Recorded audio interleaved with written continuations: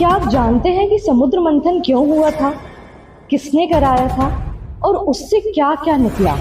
आइए इस रहस्यमय कथा को विस्तार से जानते हैं। समुद्र मंथन एक बहुत ही महत्वपूर्ण प्रसंग है जो पुराणों, विशेषकर भागवत पुराण, विष्णु पुराण, महाभारत, रामायण आदि में विस्तार से आता है।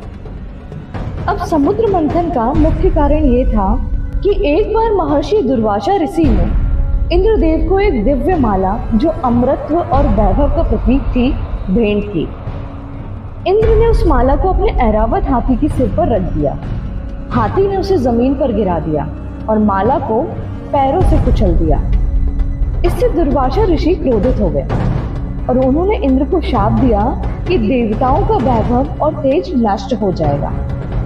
अब शाप के कारण देवताओं की शक्ति घट गई और असुर प्रबल हो गए। इंद्र और देवता लगातार युद्ध में हारने लगे। तब देवताओं ने ब्रह्मा जी से प्रार्थना की। तब ब्रह्मा जी उन्हें लेकर भगवान विष्णु के पास गए। अब विष्णु जी ने समाधान दिया कि देवताओं को अपनी शक्ति पुनः प्राप्त करने के लिए क्षीर सागर का मंथन करना होगा। इस मंथन से अमृत कलश प्राप्त होगा जिससे देवताओं की शक्ति अमर हो जाएगी। लेकिन यह कार्य कठिन था, इसलिए विष्णु ने सलाह दी कि असुरों को भी इस कार्य में साझेदार बनाना होगा। देवताओं ने दानवों से संधि की, अमृत मिलने पर हम सब मिलकर बांटेंगे। अब मंथन की जोरों शोरों से तैयारियां चालू हो गई। मंदराचल पर्वत को मथानी बनाया गया, वासुकी नाग को रस्सी बनाया गया।